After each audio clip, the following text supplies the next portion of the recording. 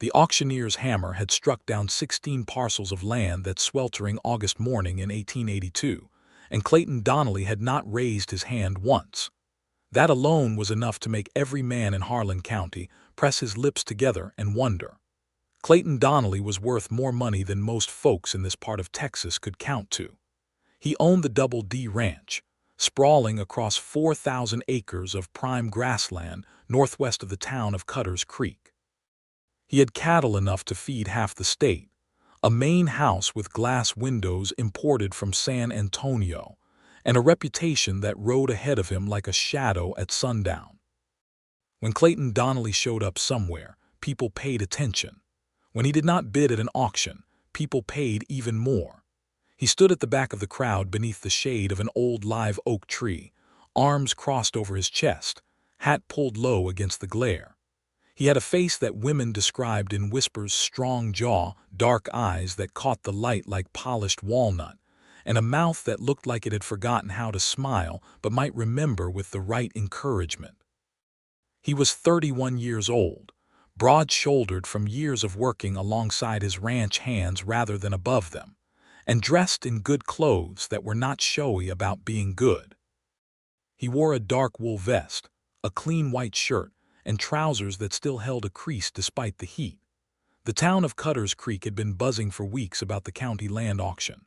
Judge Harmon Price had organized it following the death of old Ezra Calloway, who had passed without heirs and left behind 6 parcels of land scattered across the western edge of the county.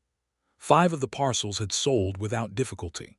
Good pasture, a working well, proximity to the creek, those sold fast and well. The 6th parcel, the last one on the list, had not sold for a reason that everyone in Harlan County understood perfectly well, even if nobody said it plainly. Parcel 6 was the Wells land.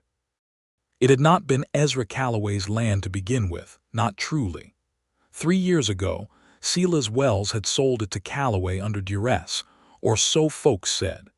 Silas Wells had been a quiet farmer, a God-fearing man who had scratched a decent life out of that dry, rocky stretch of earth near the base of Shepherd's Ridge.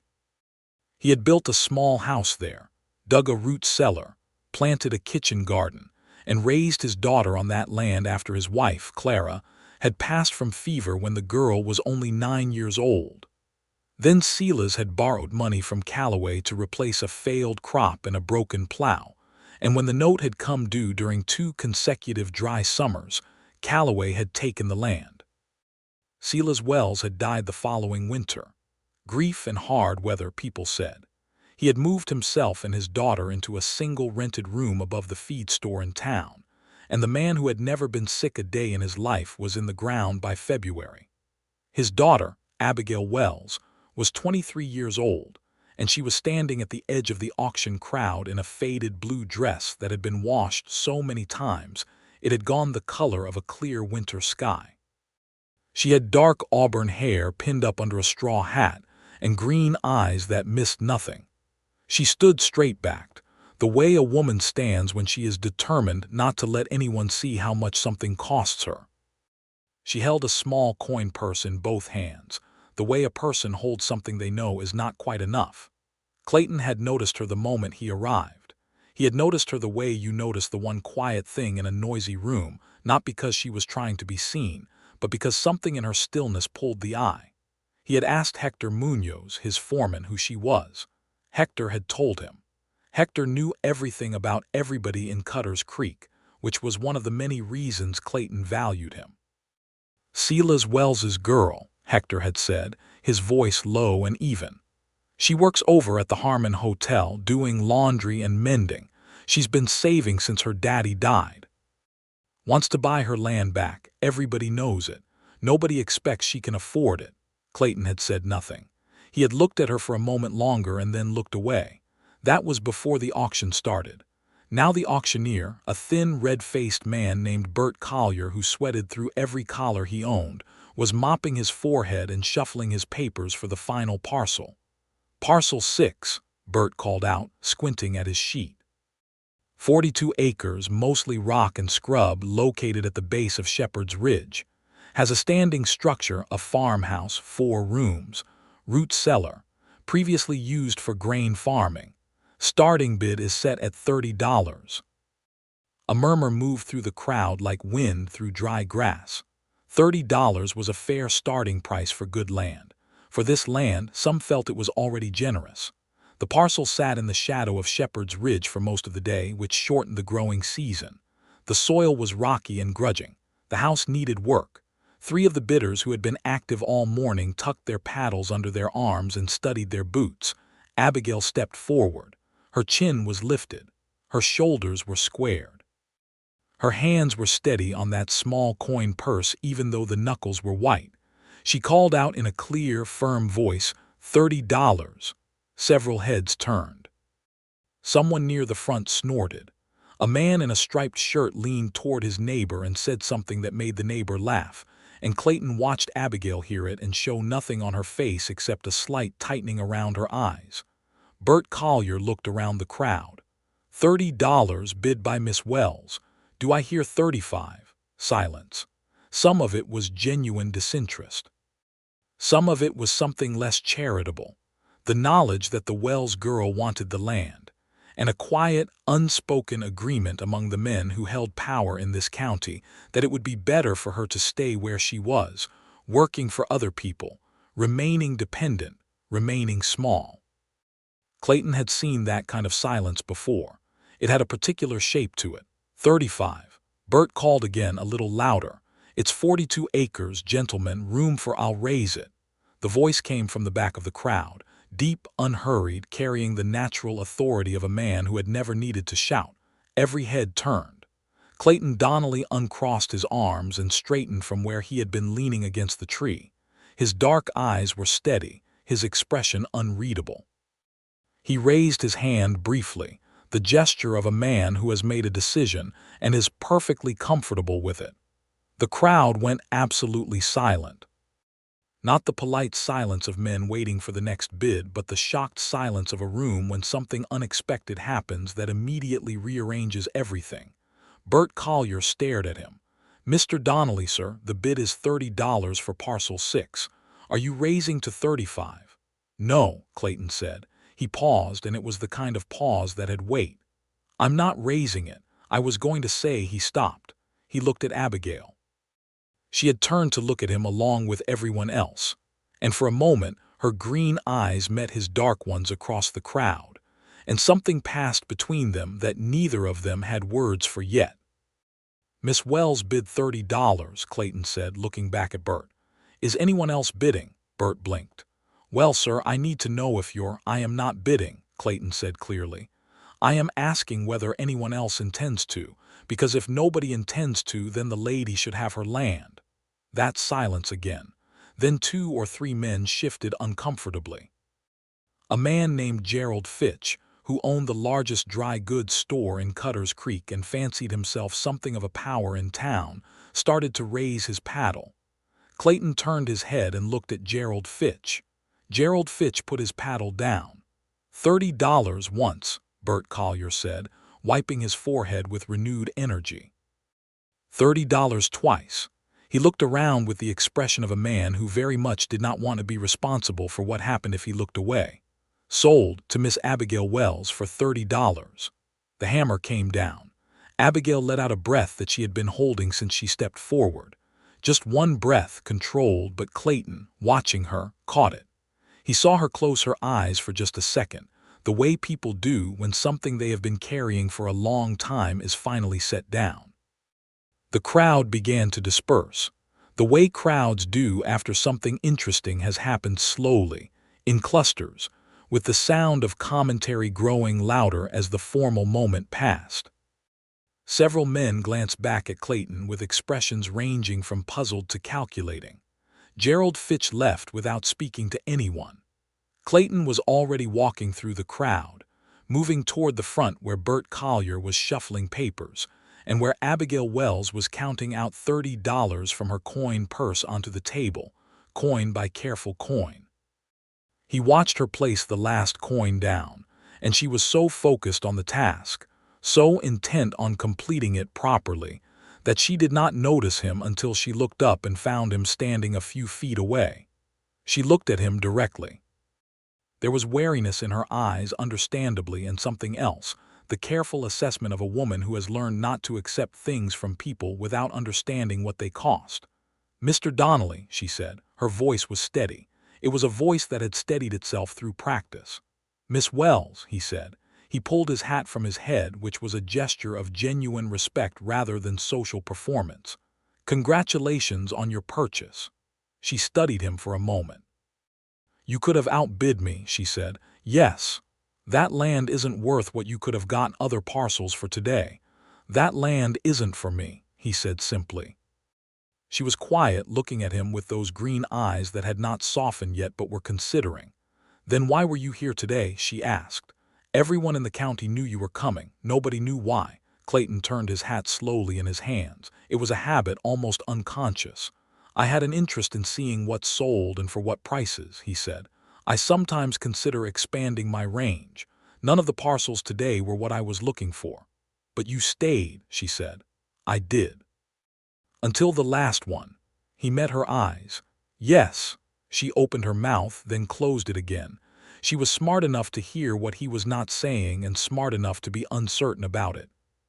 She picked up the receipt that Bert Collier had pushed across the table and looked at it for a long moment. 42 acres. Her father's land, her land. The paper was thin and official-looking, and it was the most important document she had ever held. "Well," she said, folding the receipt with great care and tucking it into the neck of her dress against her heart, which struck Clayton as one of the most quietly moving things he had ever seen anyone do. "Thank you for not raising the bid, Mr. Donnelly." It was generous. "It was fair," he corrected. She gave him a look then that was sharper than he expected and more complicated. "Those aren't the same thing in this county," she said. And then she turned and walked away through the thinning crowd, her back straight, her step firm, and Clayton Donnelly stood watching her go with the particular feeling of a man who has just understood something important about himself. Hector appeared at his shoulder. He was a stout, weathered man of 45, with a thick black mustache and the permanently sunburned face of a man who had spent 20 years in the Texas sun. He looked at the direction Abigail had gone, and then he looked at Clayton. "Well," Hector said. "Don't," Clayton said. "I didn't say anything. You were going to." Hector was quiet for 3 steps as they walked toward the hitching post. Then he said, "She's got a good backbone, that one." "She does," Clayton said. "Her father was a decent man, didn't deserve what Calloway did to him." "No," Clayton agreed. They reached their horses. Clayton's was a tall black gelding named Stone, who greeted his rider with the indifferent affection of a horse who knew he was well cared for. Clayton swung up into the saddle and settled himself. He looked in the direction Abigail had gone, though she was no longer visible in the dispersing crowd. "The house on Parcel 6 is in bad shape," Hector said, mounting his own horse. "Hasn't been kept up. Roof is soft in places." "A woman alone can't send somebody over there Monday morning," Clayton said. "From the ranch, 2 men who know carpentry tell them to look at the roof and the south wall. I noticed the south wall leaning when I rode past last spring." Hector looked at him. "Quietly," Clayton added. "She's not going to like charity," Hector said. "Then we won't call it that," Clayton said, and spurred Stone into a trot.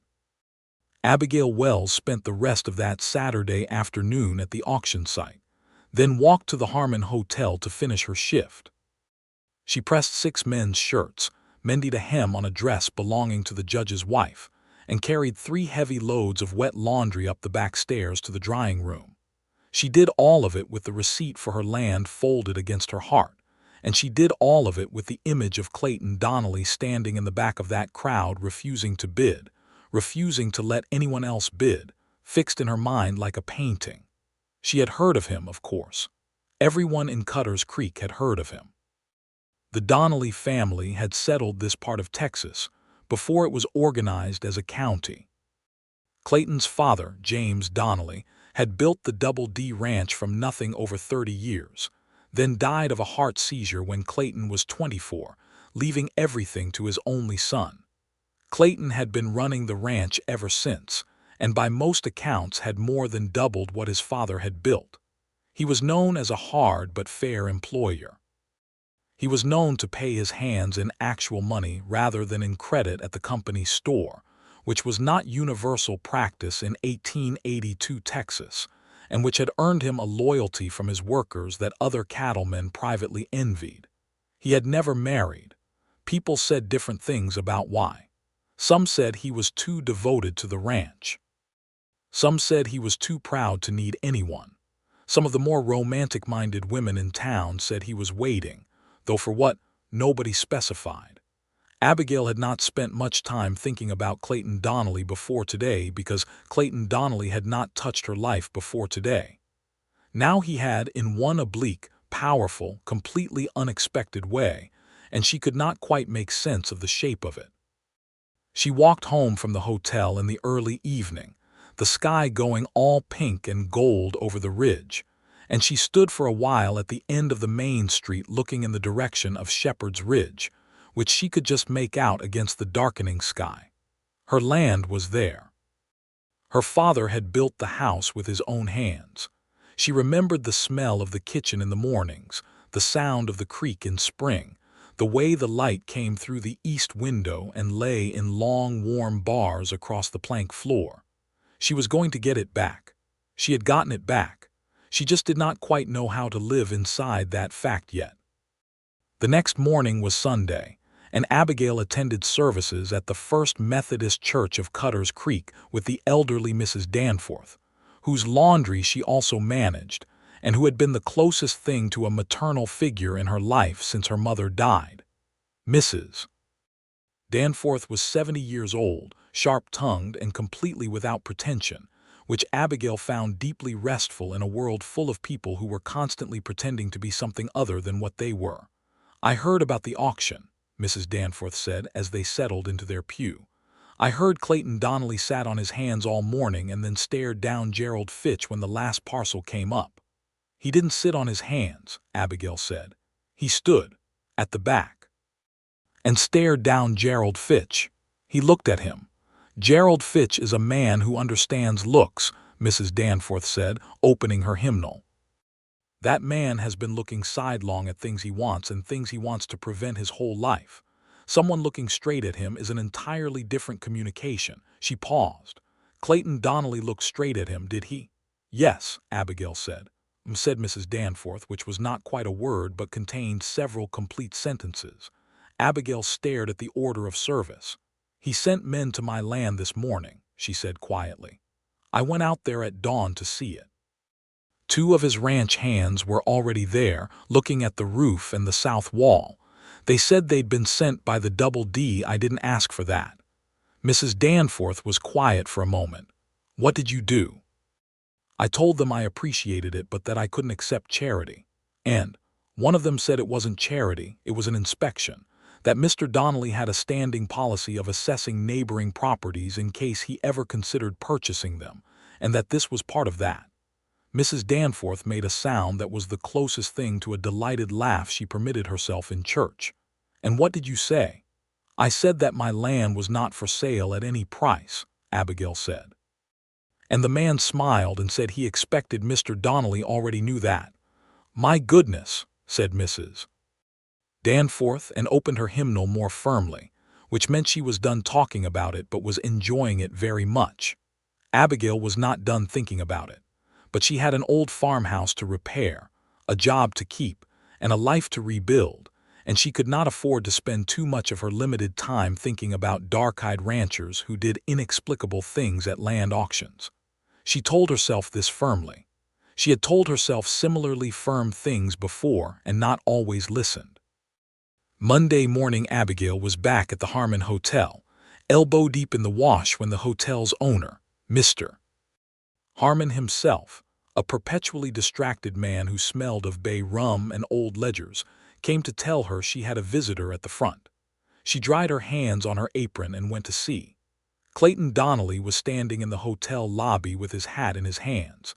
He looked slightly different in the full morning light, more present somehow, the strong lines of his face more clearly drawn. He was dressed for working, not for visiting canvas trousers, a chambray shirt with the sleeves rolled halfway up forearms that had seen enough sun to turn them the color of old pine. He looked like a man who had been on his way somewhere else and had stopped here almost against his better judgment. "Mr. Donnelly," Abigail said. "Miss Wells," he turned his hat. "I apologize for interrupting your work. I won't take much of your time." "All right," she said. He looked at her steadily. "I heard you sent my men away yesterday morning." "I thanked them first," she said. "I know, Ruiz told me." Something moved in his eyes that might have been amusement. "He also told me the south wall of your house is leaning about 4 inches out of true, and the roof has a section over the back bedroom that won't survive the first hard rain." Abigail pressed her lips together. She knew about the south wall. She had looked at it herself on Saturday afternoon after she left the auction. She had stood there in the long afternoon shadow with her hand against the rough boards and tried to calculate what the repair would cost and what she could afford and in what order. The numbers had not come out encouragingly. "I'm aware of the condition of the property," she said. "I imagine you are." He paused. He turned his hat one more time. "Miss Wells, I would like to make you an offer, not a gift, not charity, a business proposition." She crossed her arms. "I'm listening." "My operation grows feed grain for use on the ranch," he said. "We grow it on the south sections of the Double D, but the soil there is wearing thin. I've been looking for additional land to plant on for 2 seasons now. Your land at Shepherd's Ridge would grow grain well, given what I know of that soil. I'd like to lease the lower 20 acres for 2 seasons, grain only, with my crew working the planting and the harvest. In exchange, I'll repair your house properly with good lumber and pay you a seasonal lease rate that I think you'll find reasonable." Abigail was very quiet. "The lease rate I have in mind," he continued, "is $12 a season. $24 total over 2 seasons plus a repaired house. That was real money. That was stay upright money." She was a practical woman and she could see the math clearly. She also understood that he had the south sections of the Double D and they were fine for grain, and that this offer was constructed to give her something she needed while allowing her to receive it without feeling indebted in a way she could not repay. She looked at him for a long moment. "Why?" she asked. He met her eyes. "Because the land would be useful to me."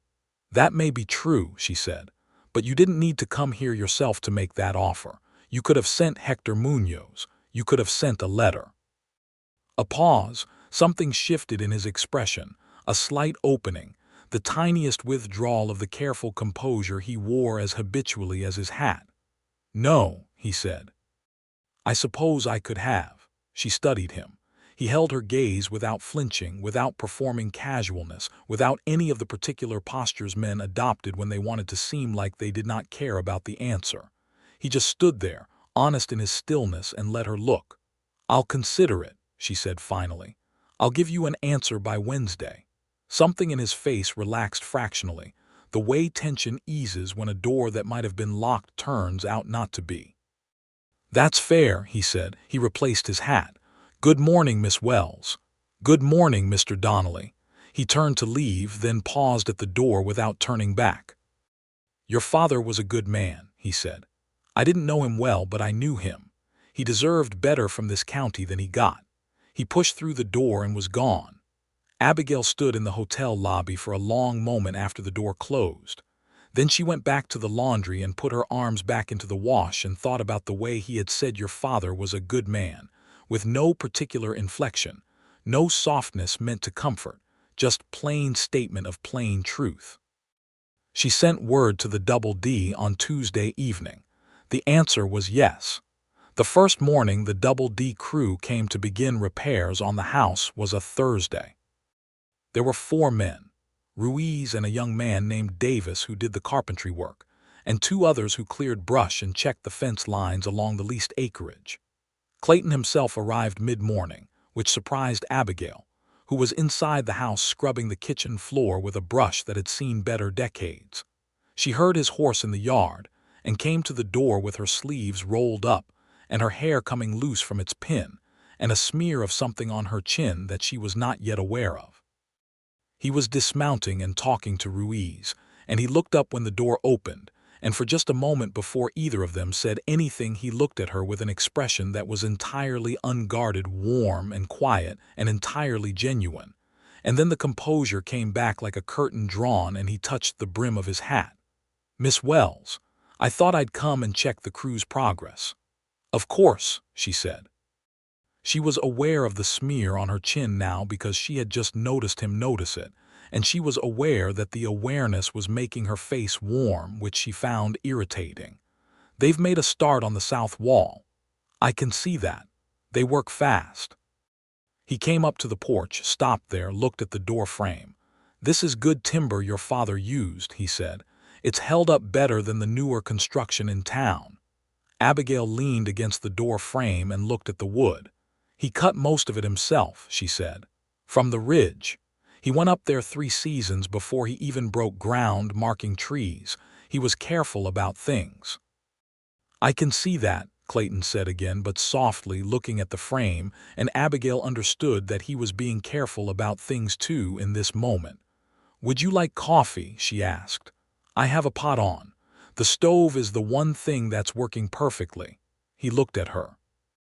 A small hesitation, the kind a careful man makes before accepting hospitality, because accepting hospitality from a woman who lives alone carries a social weight in 1882 that both of them were perfectly aware of. But the hesitation was brief. "I'd be grateful," he said. They sat at the kitchen table, her father's table, solid and square-edged, and drank coffee from her father's tin cups and talked. Not about the lease or the repairs or the double D, they talked about the county, about the summer that was coming on hard and dry, and what it would mean for the fall planting. He knew a great deal about water and soil and seasons, and he talked about those things with a directness and a detailed knowledge that she found immediately interesting, because she had grown up on farming land and understood the same things from a different angle. She found herself asking questions, and he answered them seriously, without the particular condescension she had grown accustomed to from men who did not expect women to be genuinely curious about agricultural matters. When she offered a thought of her own about the relationship between the ridge shadow and the moisture retention in the lower soil, he was quiet for a moment and then said, "I hadn't considered that angle." "You might be right." And he said it without any particular effort, as if it was simply the natural thing to say when someone made a good point. When Ruiz knocked on the door to report that the new lumber would need to come from the mill in Hadley rather than what was available at the Cutters Creek General Store, Clayton went out to discuss it and did not come back in. Abigail washed the cups and stood at the kitchen window, watching him stand in the yard with Ruiz and Davis, tall and unhurried, clearly listening to what his men had to say before he spoke. The morning light was full and white and fell across the yard and across the ridge beyond, and the old house that she had been cleaning and uncovering for days stood all around her, becoming itself again slowly, and she thought that she was profoundly, completely happy in this moment, and the feeling was so unfamiliar after 3 years of careful, necessary unhappiness that it took her several seconds to name it. Clayton came back to say goodbye before he rode out. He stood at the edge of the porch and said the lumber would arrive Friday from Hadley, and the wall should be straight by end of next week. She thanked him. He nodded, then seemed to gather himself slightly, as if he was going to say something else and had to decide whether to. "There's a social at the Grange Hall Saturday evening," he said, looking at some middle point between her face and the yard. "Every summer. I generally attend for about 45 minutes and then find a reason to leave." Abigail kept her expression neutral. "That sounds like quite an evening." His mouth moved. It was not quite a smile, but it was the closest thing to one she had seen from him. "It would be better," he said, "with better company." She looked at him. He looked at her. The Texas morning sat around them, bright and warm and entirely unconcerned with whatever was happening between two people on a farmhouse porch. "I'll be there," she said. He touched his hat brim. "Good morning, Miss Wells." "Good morning, Mr. Donnelly." She watched him ride out and then went back inside to scrub the kitchen floor, and she was smiling so hard it was difficult to keep the brush moving in a straight line. The Grange Hall Social was the social event of the Cutters Creek summer, and Abigail had attended every year since she moved to town, though always as a sort of observer at the edges. A woman who was working too hard and grieving too quietly to fully participate.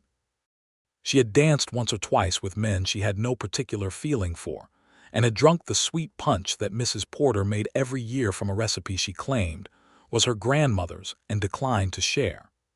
This year she wore her second-best dress, which was a deep green cotton with white buttons at the collar, and she pinned her hair up more carefully than usual, and she arrived with Mrs. Danforth, who immediately went to find her friends of 30 years and talk about everyone else in the room. Clayton was already there. He was standing near the far wall speaking with two other ranchers, and he saw her come in, and his attention moved to her immediately and stayed, which she noticed, and which made her stomach perform an operation she would not have been able to describe anatomically. He excused himself from the conversation within 2 minutes and crossed the hall. He had dressed with more care than his working clothes suggested he was capable of. A dark jacket, a vest with a subtle pattern, his boots polished. He looked, she had to be honest with herself about this, genuinely handsome, in the way that a man looks handsome when he is simply well-made and knows how to carry himself, and is not trying too hard. "Miss Wells," he said. "Mr. Donnelly," she said. There was a brief moment where both of them recognized the formality as a kind of game they were both slightly tired of. "Would you like to dance?" he asked. The fiddle and the guitar were already going, a rollicking reel that was filling the center of the hall with spinning couples and the sound of boot heels on the plank floor. Abigail looked at him. He was watching her with that steady, patient regard, and she thought that this was a man who had asked for very few things in his life that he actually wanted, and that the asking cost him something, and that she found that quality in him remarkable rather than weak. "I would," she said. He danced the way she would have predicted if she had thought about it, with competence and a certain controlled energy, making space for her rather than performing, paying attention to where she was going. He was a good partner in the practical sense of the word.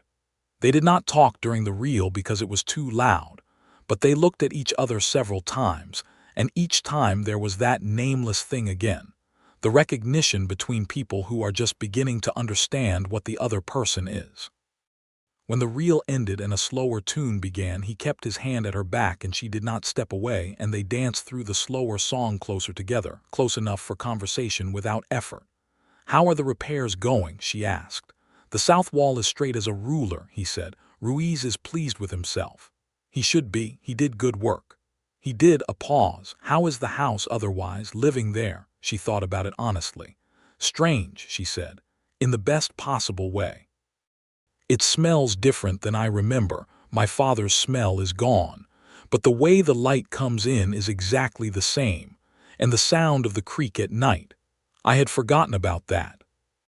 He listened to her the way people listen when they are genuinely interested rather than waiting for their turn to speak. "Your father built it by a tributary of Buffalo Creek, didn't he?" "Yes, you can't hear it in the summer when it gets low, but in spring it's constant." "That's a good sound to sleep by," he said. "It is," she agreed. "What sounds do you have at the Double D?" He considered this. "Wind," he said. "Mostly. The main house sits on a rise and there's always wind. And cattle in the lower pasture sometimes if the night is still enough. And my dog who snores." She laughed. It came out unguarded and real, not the careful social laugh she had been deploying for 3 years, but the actual thing, and she saw his expression shift at the sound of it, an opening, something warm flooding up behind the composed surface of his face. "You have a dog," she said. "His name is General," he said. "He is extremely old and self-important and entirely useless as a working dog. He mostly supervises." "That sounds like every authority figure in this county," she said. He looked startled, and then he laughed, a real laugh, quiet but genuine, the kind a person makes when something catches them before they can manage it. And Abigail thought that she had just been given something precious, the sound of Clayton Donnelly laughing when he was not expecting to. The evening went on. He stayed for 2 hours, not 45 minutes. She noticed that he did not leave her side for more than the time it took to fetch her a cup of Mrs. Porter's punch and return with it. Several people noticed this. Mrs. Danforth, who noticed everything, said nothing, but had an expression of considerable private satisfaction that Abigail decided not to comment on. Gerald Fitch was at the social, and Gerald Fitch looked at Abigail and Clayton standing together, and talking with an expression that was not quite unfriendly, but contained a particular calculating sharpness that Abigail had learned to recognize as the look of a man deciding whether something inconvenienced him. Gerald Fitch was a man who believed in this county that certain people ought to stay in certain places, and that the natural order of things, as he understood it, depended on this. Silas Wells had been a small farmer who had gotten into debt and lost his land, and his daughter was a laundry girl at the hotel, and that was the proper arrangement of things as far as Gerald Fitch was concerned. He had not bid against her at the auction because Clayton Donnelly had been watching him, and he did not forget that. He left the social early, which Abigail noted without concern. Clayton walked her to Mrs. Danforth's house, where she had been renting a small back room since her own house had been too uninhabitable to stay in, although she was planning to move back to the farmhouse within the week. Mrs. Danforth walked ahead of them at a pace that was remarkably efficient for a woman of 70, leaving them walking together in the quiet of the summer night. The sky over Cutter's Creek was enormous and full of stars, the way the Texas sky gets in August when the air is clear and warm and the darkness between the stars seems to breathe. They walked without hurrying, their footsteps matching naturally. "I want to tell you something," Clayton said. She looked at him. "I didn't come to the auction because of the land," he said. "I had heard about it weeks before, that the Wells parcel was included. I had heard about you, about what had happened to your father and why. And I came because—" He paused. He was looking at the road ahead, not at her, the way a man looks when he is speaking from somewhere more interior than he usually accesses. "I wanted to see that you got what was yours," he said. "That's the honest reason." She walked 2 steps in silence. "You didn't know me," she said. "No," he said, "but I knew the story, and the story was wrong, and that was enough."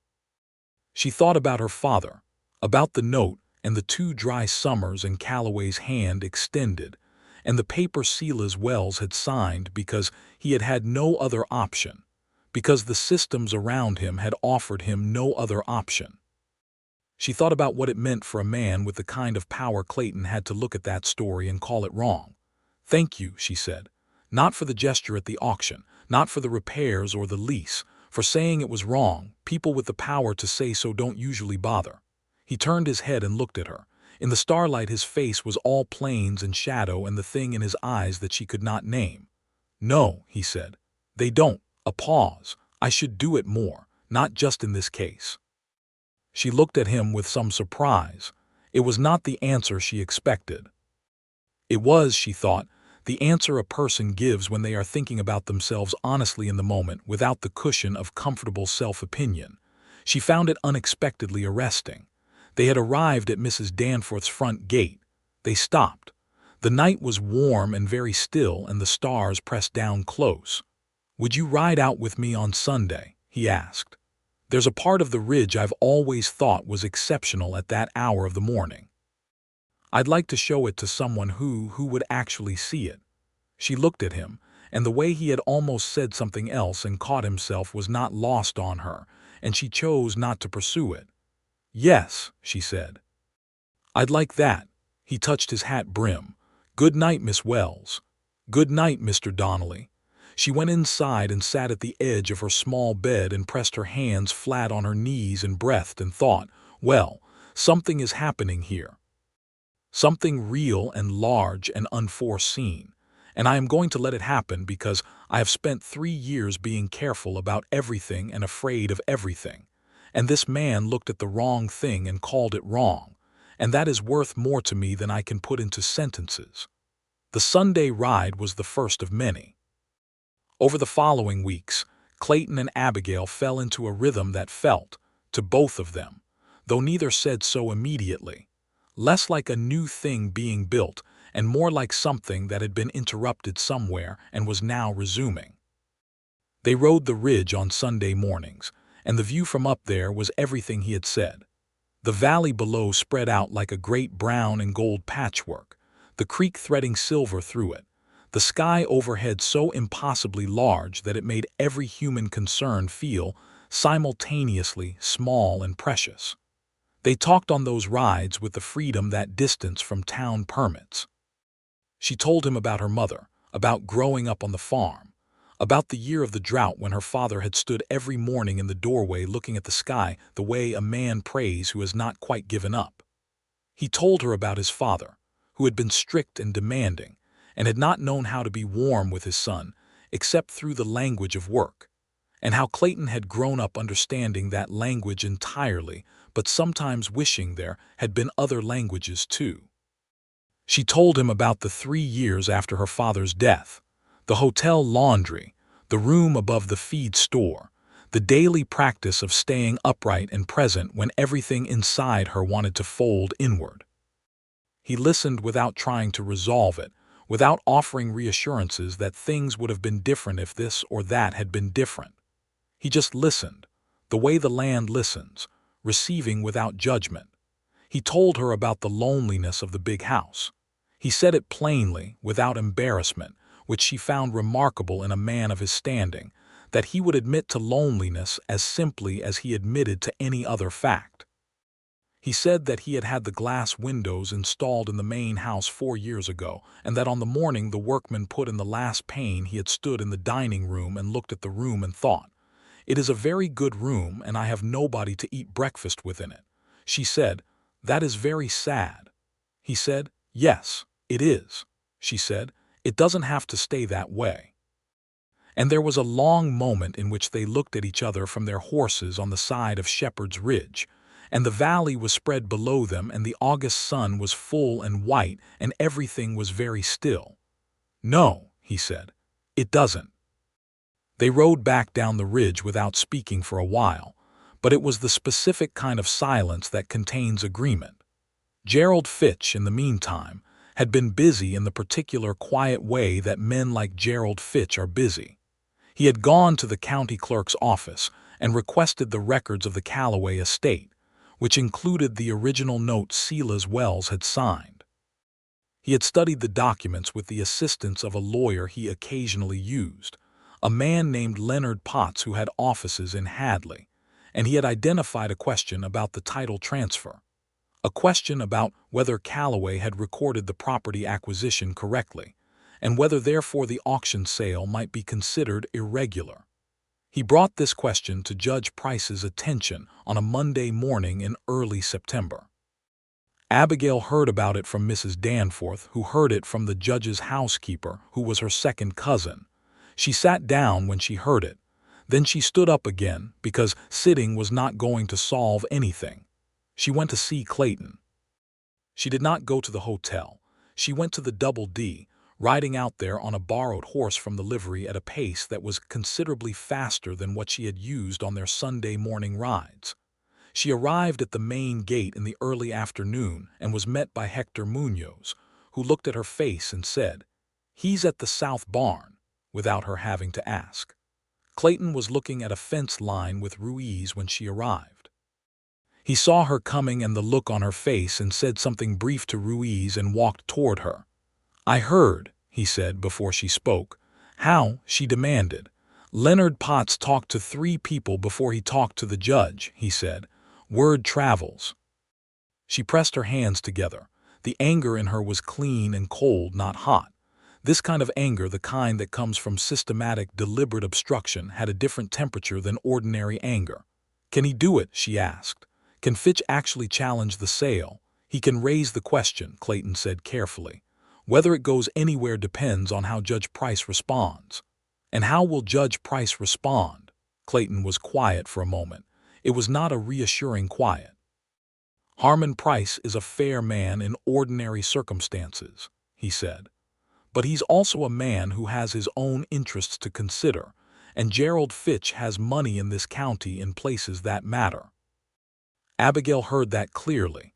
She looked at the open landscape around the Double D, the long dry grass moving in the afternoon wind, the sky going a deep, deep blue.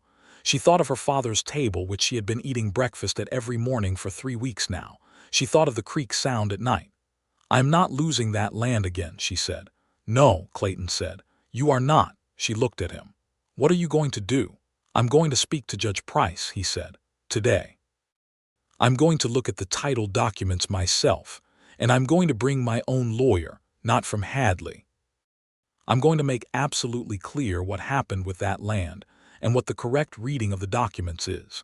He paused. "And I'm going to make equally clear that if there is any attempt to overturn a legitimate sale based on manufactured irregularities, I will spend whatever I have to spend making sure that fact is known by every person with influence in this part of Texas." She studied him. "That's a lot to do for a neighboring farmer," she said carefully. He looked at her steadily, and the careful composure was down again, as it had come down in increments over these weeks, showing her more and more of the actual man beneath it. "You are not just a neighboring farmer to me," he said. "You know that." She held his gaze. "I know it," she said softly. "Then let me handle this part," he said. "Let me use what I have for something that actually matters." She nodded once. It cost her something to accept help, even now, even from him. He could see it costing her, and he did not make it easier by making it feel small, which she appreciated more than she could say. He rode to town that afternoon and was back at the judge's house by 4 o'clock. Abigail waited at the farmhouse, which was fully repaired now, the south wall straight and the roof over the back bedroom new and tight. She sat on the porch with a mending basket and worked through it without really seeing what was in her hands, and the light moved across the yard and the ridge above turned purple with shadow. He came back at 7 in the evening. He tied Stone at the fence post and came up to the porch and sat down in the second chair, her father's chair, without being asked. There was something settled in his face, a resolved quality. "It's done," he said. Price looked at the documents and made a ruling that the title transfer was correctly recorded and the sale valid. He was not happy about having his auction called into question, and he told Fitch that plainly. "Fitch won't push it further." Abigail let out a long, slow breath. "How did you?" "The documents were legitimate," Clayton said. "I didn't have to do much except make sure they were read properly and completely, not partially and in a way that supported a preferred conclusion." He paused.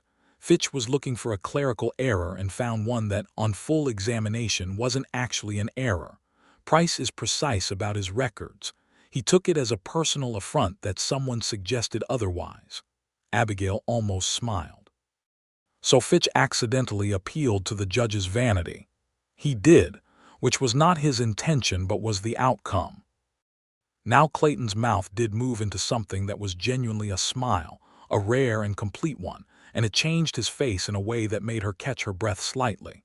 "It's over, Abigail. The land is yours. It will remain yours." It was the first time he had used her given name. He seemed to notice this at the same moment she did, and a slight color came into his face, which was the single most unexpectedly endearing thing she had ever seen. "Abigail," she said. "I apologize," he said. "Don't," she said. "Please don't." He looked at her. The evening light was the last of the day's gold, lying flat and warm across the porch boards and across his hands and across her face, and the creek was audible in the quiet, a small cool sound from the lower meadow. "Clayton," she said, and watched that careful face open fully, become entirely itself, unguarded and present. "Yes," he said. "I think you should stop coming here on Sundays and going back to the Double D afterward," she said. He was very still. "What do you mean?" "I mean I think you should come here on Sundays and not go back." She watched him. "Or I could come there and not come back. Either arrangement seems reasonable to me." He stood up from the chair. She stood up from hers.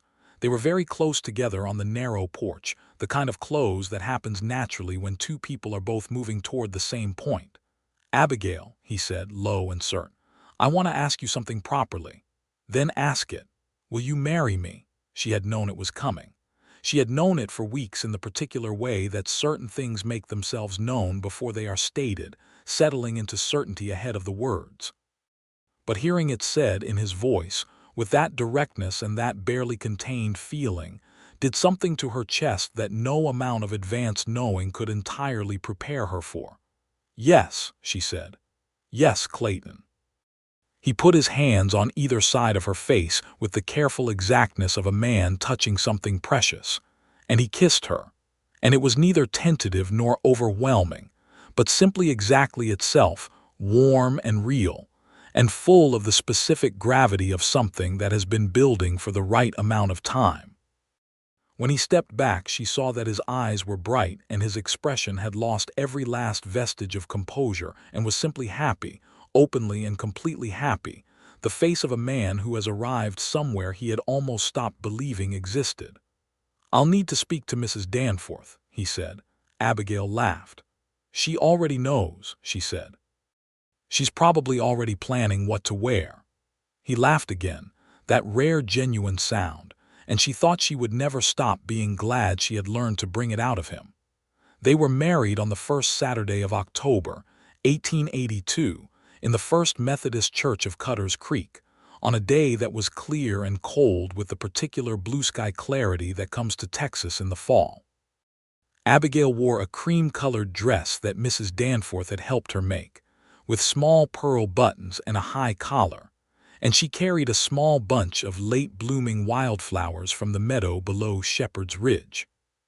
Clayton wore a dark suit that Hector Munoz said he had never seen him wear before, and that Clayton admitted had been purchased specifically for the occasion. The church was full. People came from all over the county, some because they genuinely liked and respected one or both of the parties, and some out of the powerful human instinct to witness something good happening, which is never in short supply as a motivation. Mrs. Danforth sat in the front pew and wept with complete lack of embarrassment. Hector Munoz stood beside Clayton as his witness, and shook his hand afterward with both hands and eyes that were considerably more emotional than his expression suggested. Judge Price attended, which was a tacit endorsement that was not lost on anyone. Gerald Fitch was not there. Reverend Thomas, a steady, kind-faced man who had baptized children and buried the old for 20 years in Cutter's Creek, performed the ceremony with the straightforward sincerity it deserved. When he reached the part about the vows, Clayton turned to Abigail and took both her hands and said the words he had been given to say. But he said them looking at her with that direct, unshielded gaze that she had learned was the truest expression of who he was, and she said hers looking back at him. And between them in that moment was everything the weeks and the rides and the porch evenings and the laughter and the honesty had built, which was something solid and specific and entirely theirs. When Reverend Thomas said Clayton could kiss his bride, he did, and the church applauded, and somewhere in the back someone let out a proper Texas whoop that made several ladies cover their mouths and made Abigail laugh against her new husband's mouth. The reception was held at the Grange Hall, and this time they danced every dance. Clayton danced with her until his feet presumably hurt, though he did not mention it, and he danced with Mrs. Danforth for one song, which the elderly woman accepted with immense dignity and enjoyed enormously. Hector Munoz danced with Abigail and told her gravely that she was the best thing that had happened to Clayton Donnelly since the man had bought his horse General. No, wait, General was the dog. He meant Stone. The horse and the confusion made them both laugh. The food was abundant and excellent and entirely produced by women of the county who brought dishes, because that was what you did, and because several of them had been waiting for Clayton Donnelly to marry someone appropriate for years, and felt entitled to celebrate. Abigail ate more than she had eaten at one sitting in 3 years, and felt no guilt about it whatsoever. They rode home to the Double D as evening fell, side by side on Stone and on Clara, the bay mare Clayton had given her as a wedding gift named for her mother, which had made Abigail press her hand to her mouth and look away for a moment until she trusted her face. The ranch house rose before them in the last light, big and solid and real, with the glass windows catching the last orange of the sky. Clayton had lit lamps in the windows before they left that morning, so that it would glow when they came back. Abigail looked at it glowing and thought of what he had said about standing in the dining room looking at the room and thinking he had no one to eat breakfast with, and she thought, no more. "Welcome home," he said.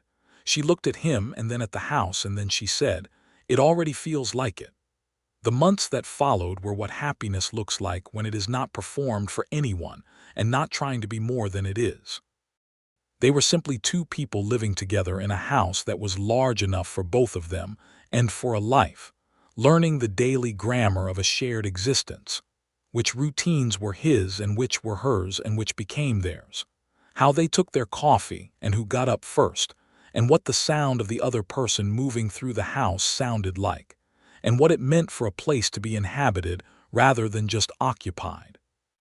Abigail moved her father's table to the Double D. She placed it in the kitchen, where they ate most of their meals, and Clayton looked at the table when she set it there and ran his hand along the edge of it and said nothing. She understood that he understood what it meant. She kept the farmhouse at Shepherd's Ridge.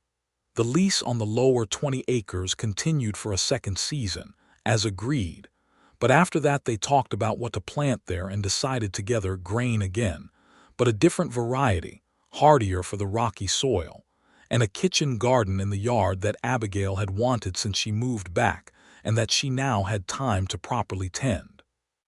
She still went to the farmhouse regularly, not every day but often, to tend the garden and to walk the land and to sit on the porch for an hour and look up at the ridge. Sometimes Clayton came with her, and they sat together on the porch the way they had sat together at the beginning, but with the ease of people who know each other now, who know the silences and what they mean. Hector Munoz's wife, a cheerful, direct woman named Rosa who had moved from San Antonio 2 years prior, and who Abigail liked immediately, came to the farmhouse one afternoon to help with the garden, and stayed for 3 hours talking. She told Abigail that Hector had told her about the auction, about Clayton standing at the back of the crowd and watching and not bidding all morning, and about the moment the last parcel came up. "He told me the man just changed," Rosa said, pulling a weed with efficient force. "Just shifted, like something had been decided that had been undecided before." Abigail looked at her. "He told you that. Hector is not always the most expressive person," Rosa said, "but he sees things. And he told me that when Miss Wells stepped forward for the last parcel, the parcel nobody wanted, Clayton Donnelly looked at her like," she paused, choosing her words, "like a man who has just recognized something he has been looking for without knowing he was looking." Abigail was quiet for a moment. The garden was fragrant in the morning warmth, rosemary and sage and the dark earth smell of good soil being turned. The ridge above them was clear against the blue sky. "That seems accurate," she said finally. Rosa smiled and pulled another weed. In the spring of 1883, Abigail told Clayton she was expecting. She told him at the breakfast table, her father's table with their coffee cups between them and the morning light coming through the glass windows. She told him plainly, directly, the way she had always told him things. He was very still for a moment. Then he put his coffee cup down and reached across the table and took her hand, and his face was doing everything at once, the relief and the gladness and the gravity and the particular naked tenderness of a man confronted with something too large and good for composure. "Are you well?" he asked. "Very well," she said. He held her hand for a while. Outside, General, the ancient dog, was moving across the yard with dignified slowness, performing his supervisory duties. Stone was in the paddock.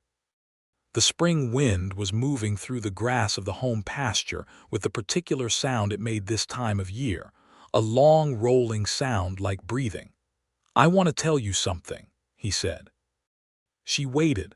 "I thought the best part of my life had already happened," he said. "The ranch, everything my father built, I thought that was it for me, the main thing." He looked at her. "I was wrong about that." She squeezed his hand. "Yes," she said, "you were." He smiled, full and genuine. Their son was born in November of 1883, on a cold, bright day when the first real frost had come to Harlan County and the ridge was sharp and white against the morning sky.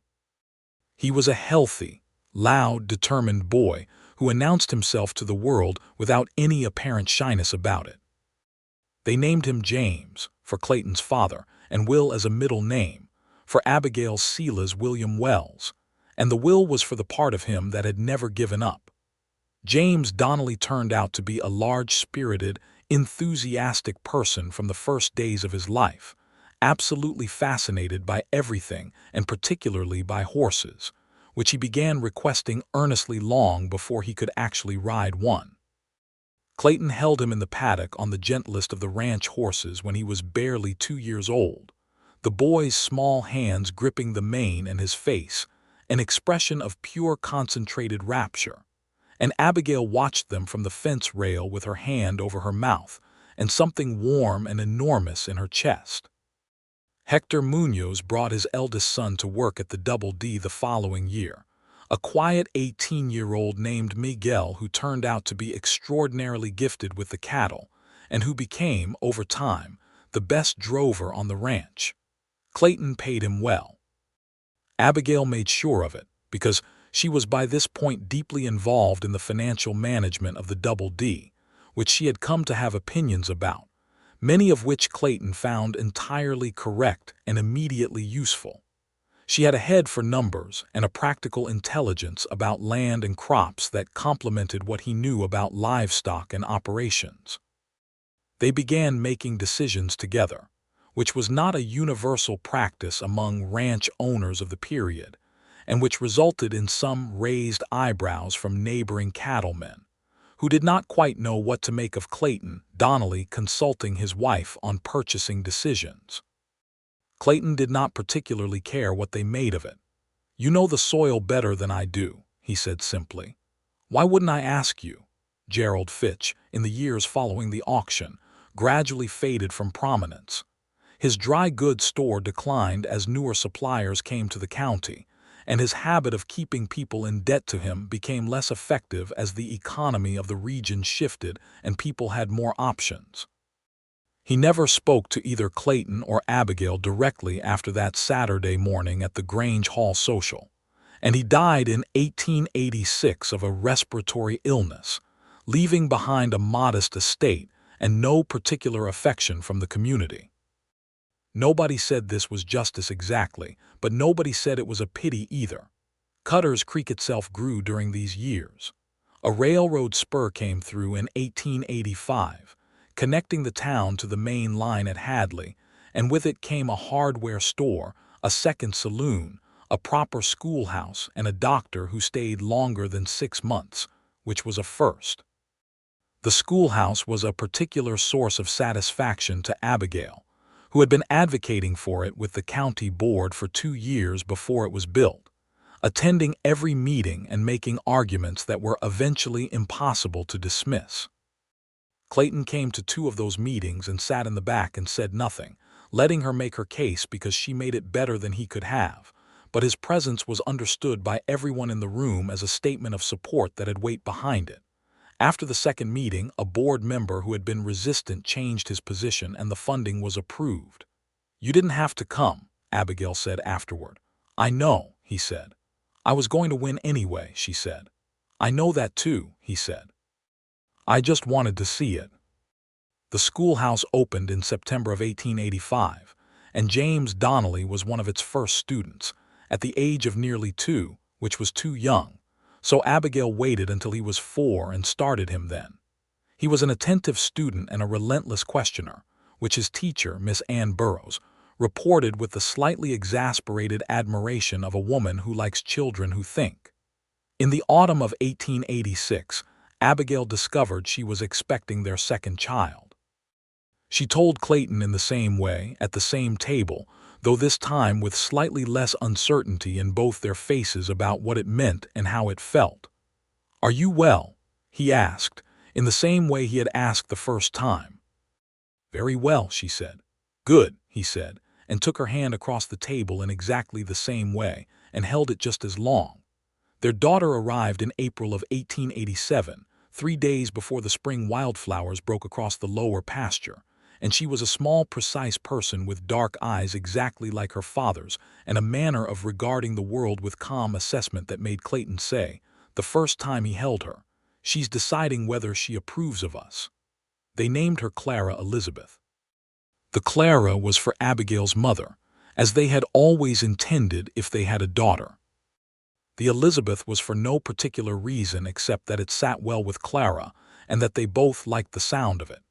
Mrs. Danforth, who was now 79 years old and showing absolutely no intention of becoming less sharp-tongued or observant, came to see the new baby on the third day and held her for an extended period and said to Abigail, "Your mother had green eyes too, did you know that? Before they lightened to that gray she had in her later years. When Clara was young, she had eyes exactly this color." Abigail had not known that. She sat with it, the gift of that particular sentence, the small and specific way the dead persist in the living. "Thank you for telling me," she said.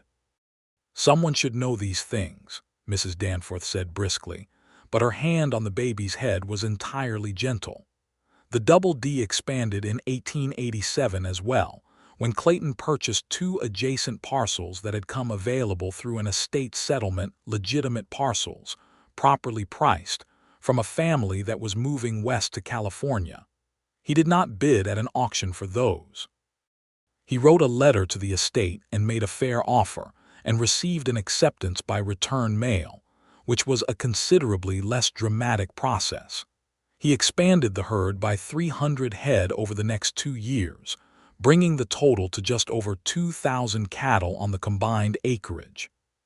Hector Munoz managed the operation with Clayton, and Miguel Munoz was running the summer drives by the time he was 20, which was a source of immense paternal pride that Hector expressed by becoming even more laconic than usual, while Rosa simply said directly that she was proud of her son, which made Miguel go red and smile. The farmhouse at Shepherd's Ridge had become, by 1888, a different kind of place than it had started out being. Abigail's kitchen garden was producing abundantly more than they could use, which meant she had started trading produce with neighbors, and the trading had become an informal arrangement that functioned as a kind of small commerce that she managed entirely on her own and found deeply satisfying. The lower 20 acres grew a hardy grain variety that she and Clayton had selected together, and the yield was good and consistent, in a way that the land had never been under her father's less technically informed management, which was not a criticism of Silas Wells, but simply the result of Abigail having applied 2 additional decades of agricultural knowledge to the problem. She thought of her father often at the farmhouse, not with the sharp grief of the years immediately after his death, but with the softer, more complex feeling of someone who is fully living the life they had, and seeing all the ways that person shaped it. She had kept his tools in the small shed by the house, his hammer and his plane and the particular handmade level he had built from a cedar branch and a vial of water, which still read true after 15 years.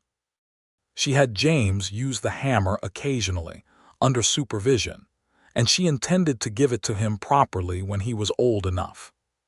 She had never told anyone about the morning after the auction, about standing in the unrepaired farmhouse with her hand against the leaning south wall, calculating. She had never described the specific weight of knowing she had $30 in her purse and the land in her receipt, but no clear knowledge of what came next.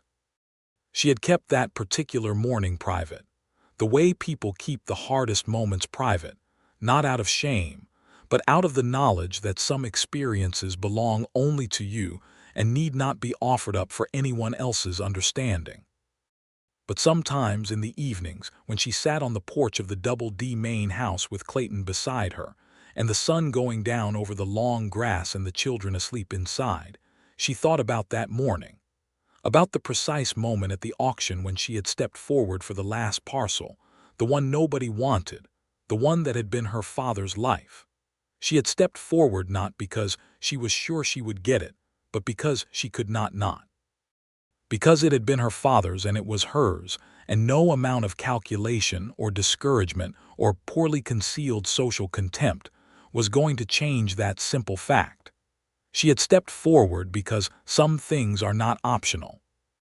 And at the back of the crowd, a man with dark eyes and 4,000 acres and the most money in the room had watched her step forward and had understood something and had let it be hers. She did not know if she could have rebuilt without him. Probably, eventually. She was not a woman who required rescue, and she knew that. But she also knew, with the clear-eyed honesty that was her particular quality, that what he had given her was not rescue. It was recognition.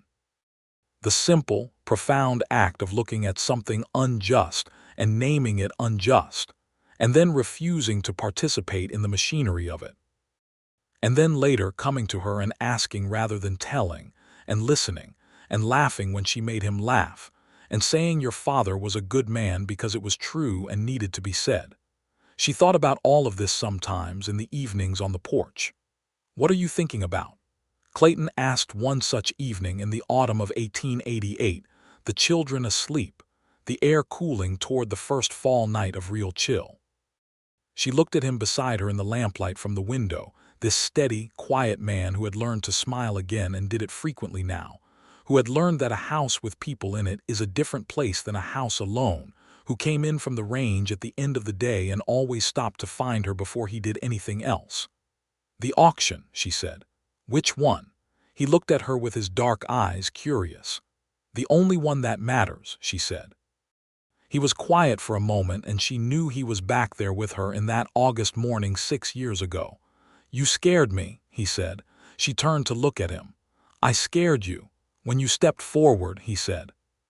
"Before I understood what I was going to do about it, there was a moment where I saw you stand up in front of all those people, perfectly composed, calling out $30 for land that everyone in the room expected someone to take from you. And I thought," he paused, a small, slightly wondering expression. "I thought, I have never in my life seen anything like that." She held his gaze. "That's what made you decide. That's what made me understand," he said carefully. "I had already decided. I had decided before I left the Double D that morning, I think, though I hadn't said it to myself plainly. But watching you stand there made me understand why." He looked at her. "You didn't need me to intervene. You were going to stand there regardless. I couldn't sit in the back of a crowd and watch the world try to be smaller than you are. I couldn't." She reached over and took his hand, the way he had taken hers across the table, simply and completely, and they sat together in the cooling autumn air with their hands joined, and the stars coming out over the Texas sky, and the grass moving in the long, slow evening wind. "You know," she said, "Mrs. Danforth told me at the time that you looking at Gerald Fitch was an entirely different communication than the way he usually looked at things." "Mrs. Danforth was right," Clayton said. "She almost always is," Abigail said. "She told me," he said with the carefully neutral expression of a man suppressing considerable amusement, "the week after the auction when I came to call on you the first time, that I should know she had opinions about me and that she would be watching." Abigail stared at him. "She never told me that." "She was not telling you," he said. "She was telling me." Abigail laughed. It came out full and unguarded and rang across the porch into the evening. Clayton squeezed her hand. Inside the house, General the ancient dog made a sound in his sleep that suggested he was dreaming about something requiring supervision. James's voice came briefly from his room, not distressed, just the sound a sleeping child makes when they turn over, and then was quiet. "We should go in," Abigail said without moving. "We should," Clayton agreed without moving either. The stars accumulated overhead, the great Texas sky full of them, pressing down warm and enormous and indifferent in the way of stars, which are not concerned with the small, warm human lives below them, but which are very good company for people who know how to look. They sat together a while longer. James Donnelly, who was 5 years old that autumn, had recently become extremely interested in the question of where the ranch ended and the rest of the world began. He asked his father this question during their morning rides with the solemnity of a philosopher, and Clayton answered it with great seriousness.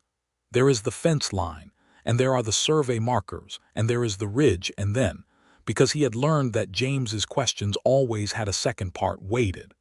"But does the sky end?" James said. Clayton looked up at the sky. "That," he said, "is a question I'll have to think about." James accepted this as a reasonable answer. Abigail, when she heard about this exchange at dinner, said that in her opinion the sky did not end, and that this was either a comfort or a concern depending on how you felt about infinity, and that she personally found it a comfort. James thought about this for a while, and then said he found it a comfort too.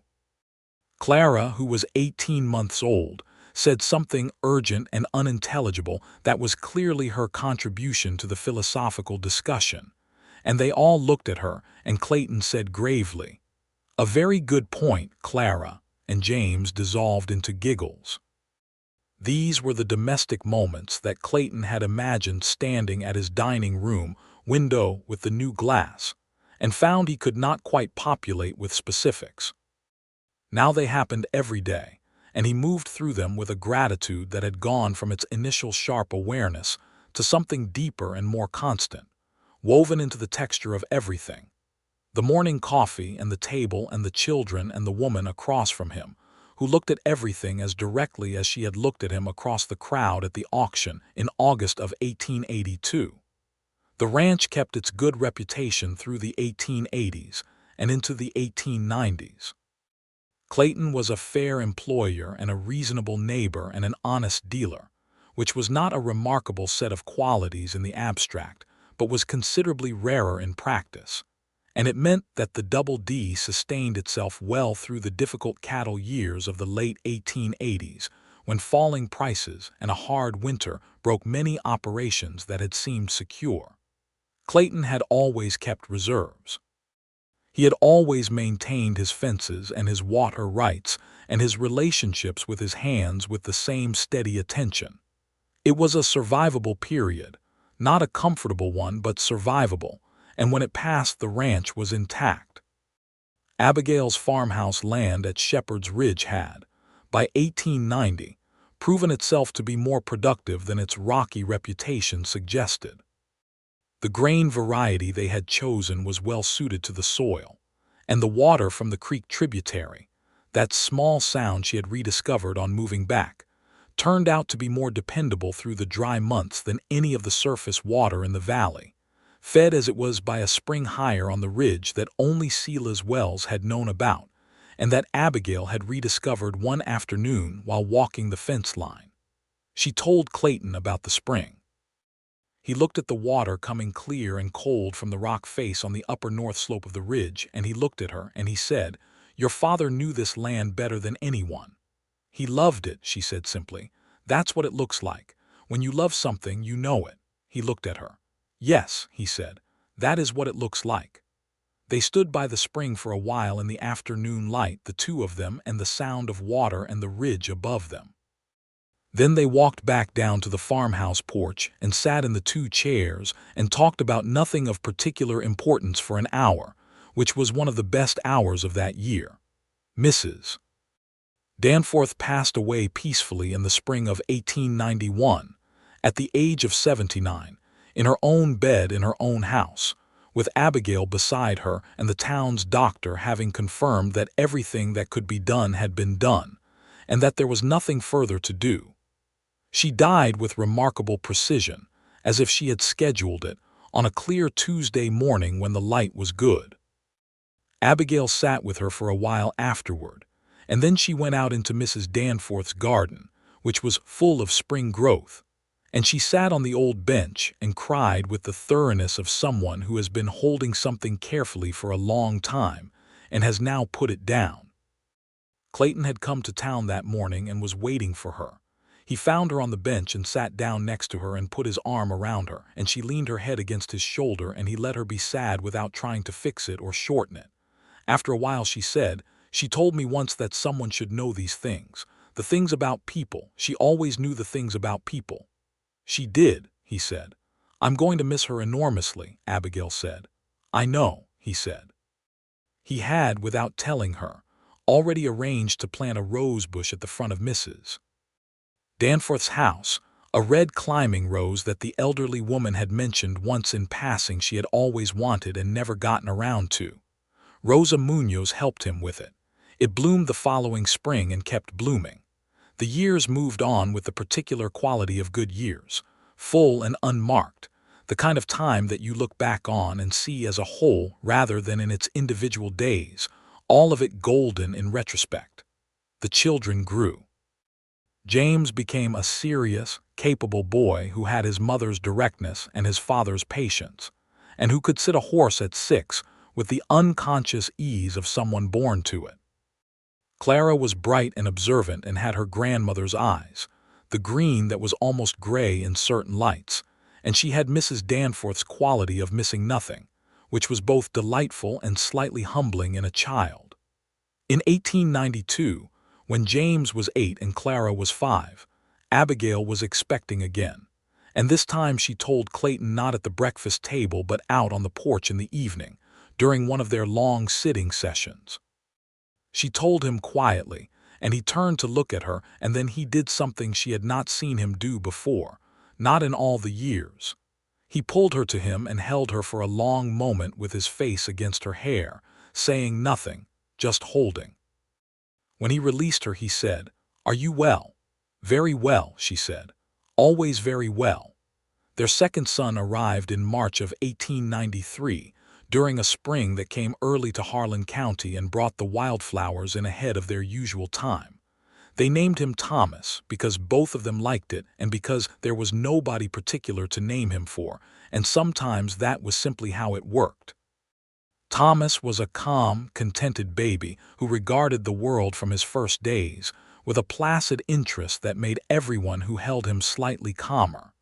James said of his new brother with 8-year-old authority that he was a good sort. Clara, who was 5, appointed herself his primary supervisor, a role Thomas accepted with what would prove to be his lifelong equanimity. The Double D in the 1890s was a different kind of operation than what James Donnelly Sr. had built or what Clayton had run alone in his bachelor years.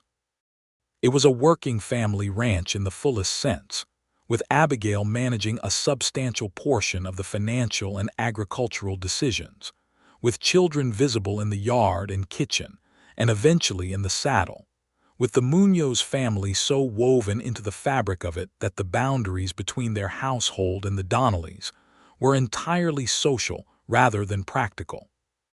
Miguel Munoz married a young woman named Esperanza from a family in the southern part of the county in 1893, and the celebration was held at the Double D, because there was more room, and Clayton stood up at the wedding supper and said something about Miguel that was genuinely felt, and not at all the kind of speech people give when they feel obligated to give a speech. And Hector Munoz's permanently composed expression showed a crack of something so purely proud that Rosa burst into tears and Hector had to put his arm around her. Cutter's Creek, by 1895, was a different town from the one that had held its county land auction in 1882. The railroad had brought commerce and more people, and the particular civilizing pressure of connection to a larger world. The schoolhouse had been expanded twice. A lending library had been established by a committee that Abigail had been part of from its first meeting. The First Methodist Church had a new organ, the old one having finally given up in a way that was described charitably as expiring with dignity. Judge Price retired and was replaced by a younger judge from Hadley named William Cross, who was notably less impressed by money and social standing than his predecessor, which was on balance an improvement. The injustices that had been the context of Abigail's early life, the ease with which debt had been weaponized against her father, the way a woman alone was expected to remain small and dependent, the polite indifference of institutions to the struggles of people without power, did not disappear from Harlan County or from Texas or from the world.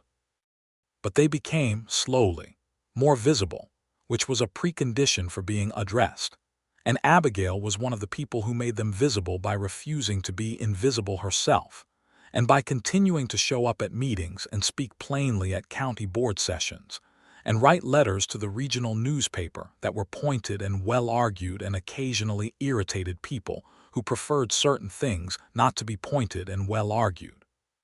Clayton read her letters before she sent them and occasionally suggested different phrasings where the original had the quality of a blade rather than an argument, and she occasionally accepted the suggestion and occasionally looked at him and said, "No, I think the blade is appropriate here," and he almost always agreed that she was right. He was, she had come to understand over the years, a man whose moral instincts were sound and whose manner was measured, and the combination meant that his influence was quiet and substantial and durable in ways that loud and performative influence rarely was. He did not argue with people. He simply, consistently acted in accordance with what he believed, paid his workers well and fairly, kept his word, and treated the people around him, his workers, their families, the neighboring farmers, the people in town, as if they were worth regarding fully, which they were. She told him this once, late at night, when the house was quiet and the children were asleep, and they were lying in the dark talking the way people do when the day has been fully accounted for. "You think I'm not doing enough," he said. "No," she said, "I think you're doing it differently than I do. Both things are necessary." He was quiet for a moment. "You do the loud work," he said, "and I do the quiet work." "Yes," she said, "we are quite a good combination." He made a sound in the darkness that was entirely a smile. "We are," he said, "we are a very good combination." She turned toward him in the dark. The house was quiet around them, the good quiet of a house full of sleeping people, of a life that is full rather than empty. Outside, the wind moved through the long grass with its particular sound, and the stars were enormous overhead, and everything that had been built was intact, standing. "Clayton," she said. "Yes, I think about the auction sometimes," she said, "about stepping forward for the last parcel." "I know," he said, "you've told me." "Every time I think about it," she said, "what I think is, I am so glad I didn't know you were watching." He was still in the darkness. "Because if I had known," she said, "I would have been aware of it. I would have been performing something, even slightly, even a little bit. The way we perform things when we know we're seen. And instead I was just myself, exactly myself, because I didn't know it mattered to anyone but me." "And that's what mattered," he said. "Yes." "That you were watching," she said. "And saw just that?" "Yes," he said. His voice in the darkness had that particular quality it had carried since the beginning, the genuine thing, the thing that had no performance left in it. "I saw exactly that." She reached for his hand and found it and held it, and he held hers, and outside the wind was steady and constant, moving through everything, touching everything, the way certain things move through a life without being stopped. Morning came to the Double D the way it always did, the sun coming first to the top of Shepherd's Ridge and working its way down through the valley and across the long grass, until it reached the main house and found the glass windows and lit them gold. In the kitchen, the stove was already going.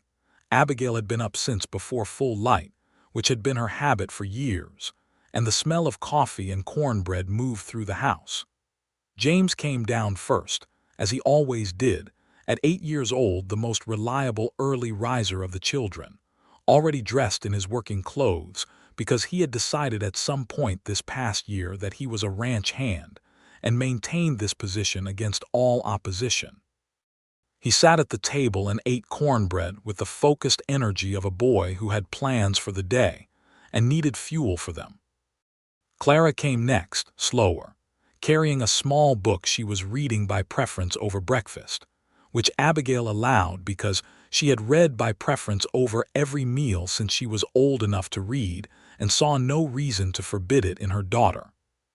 Thomas was last and had to be collected from his room by his father, who appeared in the kitchen with the 18-month-old riding on his hip, and an expression of complete equanimity, because Thomas was a child who needed gentle transport in the morning, and Clayton had learned this early and did not find it onerous. They sat at the table, her father's table, Silas Wells's table, the table built by the hands of a man who had been careful about things, and ate breakfast together in the morning light, all 5 of them, with the sound of the ranch coming awake outside, and the glass windows burning gold with the morning sun, and the endless Texas sky pressing blue and enormous beyond them.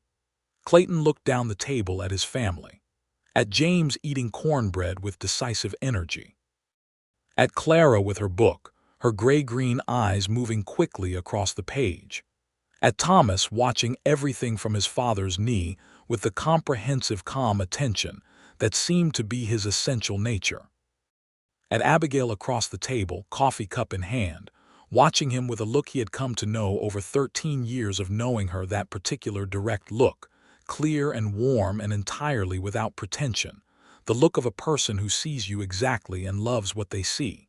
He looked back at her. Outside, General, the ancient dog, moved across the yard at his stately pace, performing his morning inspection. Stone was in the paddock. The spring was coming again to Shepherd's Ridge, and the lower 20 acres would need turning this week, and the new foals in the east pasture had been doing well all week.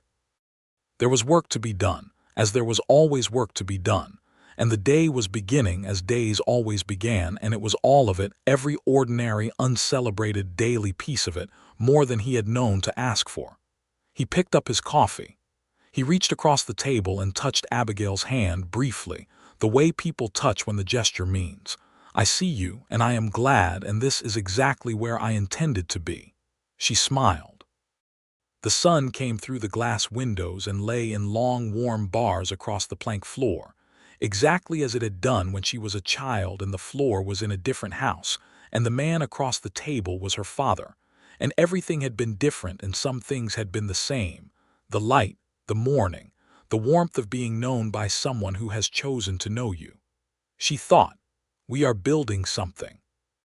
We have been building something for 13 years, on top of what was here before, on top of what was broken and what was repaired and what was stubborn enough to remain, and it is solid and real, and it is ours." The children's voices rose and fell. The dog barked once at something in the yard and then went back to his supervision. The coffee was good. The morning was clear. The ridge was bright against the blue, and everything that mattered was exactly where it was supposed to be.